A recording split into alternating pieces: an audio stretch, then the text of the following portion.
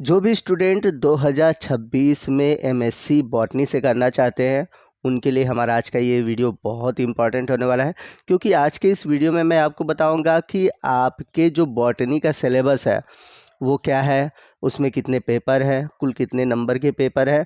और साथ ही साथ मैं आपको बताऊंगा कि अगर आप एमएससी बॉटनी से करते हो तो एमएससी बॉटनी से करने से क्या क्या बेनिफिट्स होने वाले हैं, और साथ ही साथ एमएससी बॉटनी के क्या क्या और भी इम्पॉर्टेंट्स हैं जो कि आपके डाउट्स हैं, उन सभी डाउट्स के आंसर आपको आज के इस वीडियो में मिलने वाले हैं। तो वीडियो आपके लिए बहुत इंपॉर्टेंट होने वाला है। वीडियो को ध्यान से देखिएगा, पूरा देखिएगा, वीडियो को कहीं स्किप मत कीजिएगा। तो आइए सबसे पहले हम बात करते हैं फर्स्ट सेमेस्टर के सिलेबस की। तो अगर आप एमएससी बॉटनी से करते हो तो आपको कुल 4 पेपर में एग्ज़ाम देने हैं, यानी कि आपका जो टोटल पेपर होगा वो 4 पेपर होंगे। जो पहला पेपर है वो है microbiology, plant virology and bacteriology. तो आज के इस वीडियो में मैं आपको जो फर्स्ट पेपर है बॉटनी का उसके बारे में डिटेल से बताऊंगा, और बताऊंगा कि आपके सिलेबस में क्या क्या चीज़ें मेंशन है और आपके सिलेबस से रिलेटेड वीडियो कैसे मिलेंगे।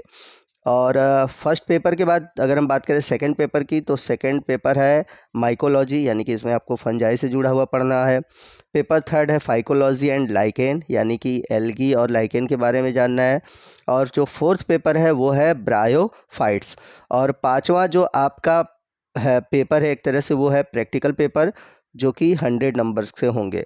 तो कुल आपको फर्स्ट पेपर में 500 नंबर के रिज़ल्ट मिलेंगे, जो 400 होंगे पेपर के होंगे और 100 नंबर जो है वो प्रैक्टिकल का होगा। तो आइए चलते हैं पहले पेपर की ओर। जो फर्स्ट पेपर है, जैसा कि मैंने बताया था, इसका टाइटल है microbiology, plant virology and bacteriology.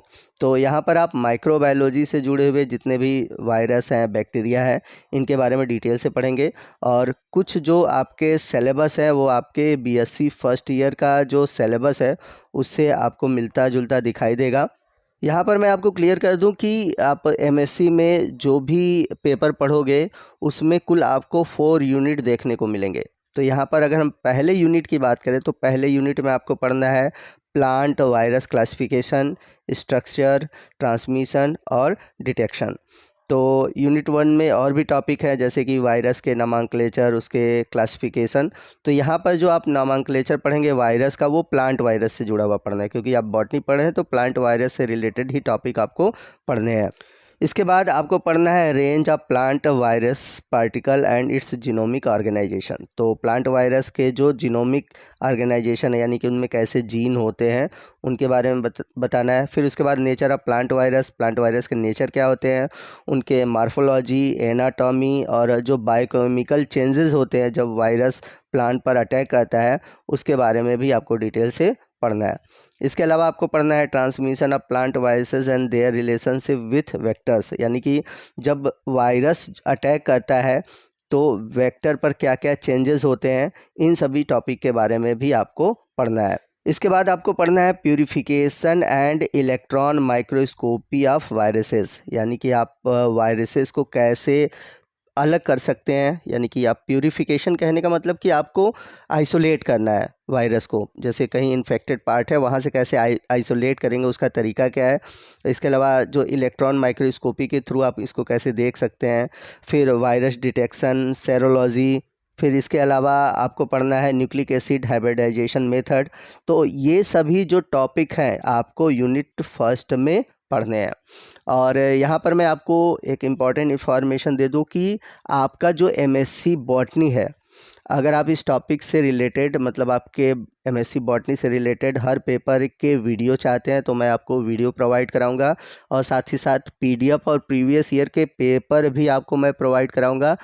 और आपको बता दें कि अगर आपको ये सभी चीज़ें चाहिए तो इसके लिए आपको बहुत छोटा सा मिनिमम चार्ज देना है, ₹99। तो आपको ₹99 में आपको जितने भी सिलेबस से रिलेटेड टॉपिक हैं उनके कंप्लीट वीडियो मिलेंगे, और आपको जितना भी सिलेबस में टॉपिक है मैं जिसका वीडियो बनाऊंगा उसका पीडीएफ भी मिलेगा, और प्रीवियस ईयर के सॉल्व पेपर भी मिलेंगे। और मात्र 99 में। तो आप दिए गए नंबर पे प्लीज़ कांटेक्ट करिएगा, आप हमें व्हाट्सएप करिए या फिर कॉल करिए, आपको पूरी इन्फॉर्मेशन वहाँ पर दे दी जाएगी। चलते हैं यूनिट सेकंड की ओर। तो यूनिट सेकंड में आपको प्लांट वायरस रिप्लिकेशन, सब वायरल पैथोजन और टेक्निक के बारे में पढ़ना है। इसके साथ ही साथ इन्फेक्शन, रिप्लिकेशन यानी कि जो प्लांट वायरस हैं कैसे इन्फेक्शन करते हैं, उनका रिप्लिकेशन कैसे होता है यानी कि अपने नंबर को कैसे बढ़ाते हैं। इसके अलावा जो मॉडर्न मेथड है प्लांट वायरस डिजीज़ को कंट्रोल करने का, इसके बारे में पढ़ना है। और वायरस से ही जुड़ा हुआ आपको वायरॉइड्स पढ़ना है, जिसमें कि आप वायरॉइड्स के स्ट्रक्चर, रिप्लिकेशन और पैथोजेनिसिटी के बारे में जानेंगे। और इसके बाद जो structure and replication of virus infection in bacteria, कहने का मतलब है आपको बैक्टीरियोफेज वायरस के बारे में भी पढ़ना है। और इसके अलावा आपको पढ़ना है MLO स्ट्रक्चर एंड मल्टीफिकेशन। तो MLO क्या है, इसका स्ट्रक्चर क्या होता है और इसमें कैसे रिप्रोडक्शन होता है या फिर मल्टीफिकेशन होता है। तो जब मैं इसके बारे में अब वीडियो बनाऊंगा तो वहाँ पर आपको डिटेल से इसके बारे में जानकारी दूंगा। अब बात करते हैं यूनिट थर्ड की। तो यूनिट थर्ड में आपको बैक्टीरिया से जुड़े हुए टॉपिक पढ़ना है। तो सबसे पहले बैक्टीरिया की हिस्ट्री, क्लासिफिकेशन, स्ट्रक्चर और उसके जेनेटिक्स के बारे में बताना है। ठीक है, हिस्ट्री ऑफ माइक्रोबायोलॉजी के बारे में पढ़ना है। फिर बैक्टीरिया का classification, Archie bacteria based on Barge manual and systematic bacteriology. इसके अलावा बैक्टीरियल सेल स्ट्रक्चर, फंक्शन और जो बैक्टीरियल सेल के कंपोनेंट हैं उनके बारे में बताना है। फिर बैक्टीरियल जीनोम के स्ट्रक्चर, उसमें कैसे रिप्लिकेशन होता है, कैसे एक्सप्रेशन होता है और कैसे इसका रिकॉम्बिनेशन होता है। और इन्हीं से जुड़ा हुआ आपको प्लाज्मिड के बारे में भी पढ़ना है। तो बैक्टीरिया के प्लाज्मिड के बारे में आपने पढ़ा होगा, अगर आपने नहीं पढ़ा है तो यहाँ पर डिटेल से हम जानेंगे। तो ये है यूनिट थर्ड। अब चलते हैं लास्ट यूनिट की ओर यानी कि यूनिट 4 की ओर। तो यूनिट 4 में आपको सबसे पहले पढ़ना है बैक्टीरियल मेटाबॉलिज्म, माइक्रोबायोलॉजिकल एप्लीकेशन यानी कि माइक्रोबायोलॉजिकल क्या बेनिफिट्स हैं। फिर इसमें बैक्टीरिया के nutrition, metabolism, nitrogen fixation, antibiotics और decomposition, organic matter in soil यानी कि जो ऑर्गेनिक मैटर होते हैं सॉइल में उसको कैसे बैक्टीरिया डिकम्पोज करता है। इसके अलावा बायो फर्टिलाइज़र के बारे में पढ़ना है, बहुत इंपॉर्टेंट टॉपिक है।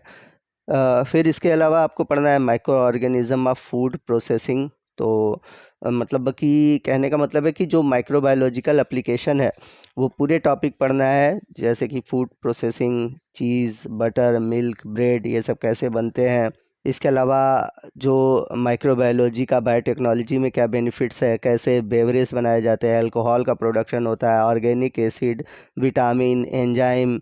ठीक है, और इसके अलावा जो बैक्टीरिया है उससे क्या क्या लॉस है, क्या हानियां हैं, जैसे कि causing bacteria, disease causing bacteria, ठीक है, सीवेज डिस्पोजल।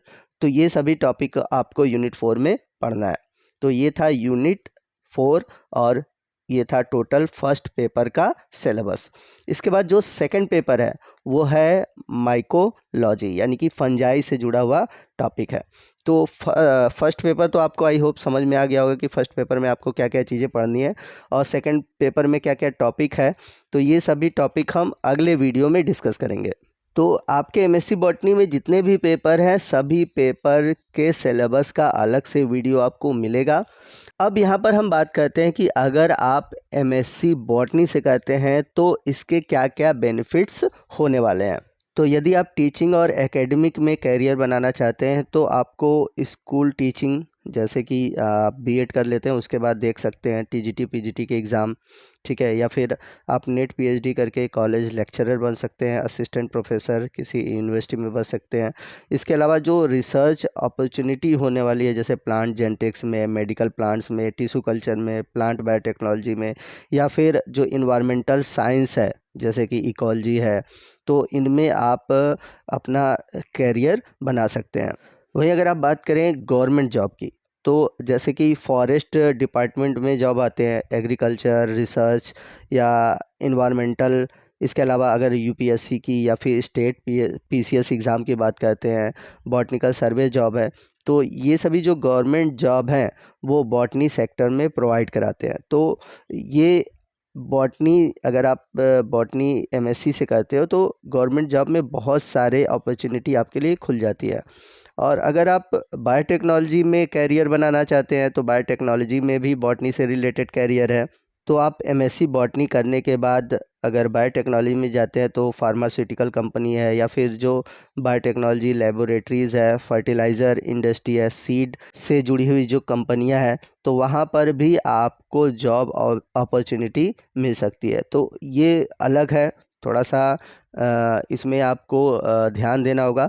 तो कहने का मतलब है कि एमएससी बॉटनी करने के बाद बहुत सारे स्कोप आपके लिए इन फ्यूचर खुल जाते हैं। तो दोस्तों ये था हमारा आज का वीडियो एमएससी बॉटनी से। तो आपको आज का ये वीडियो कैसा लगा कमेंट करके ज़रूर बताइएगा। वीडियो अच्छा लगा हो तो प्लीज़ वीडियो को लाइक करिएगा, अपने दोस्तों में शेयर कीजिएगा। मिलते हैं अगले वीडियो में अगले टॉपिक के साथ, तब तक के लिए जय हिंद, जय भारत।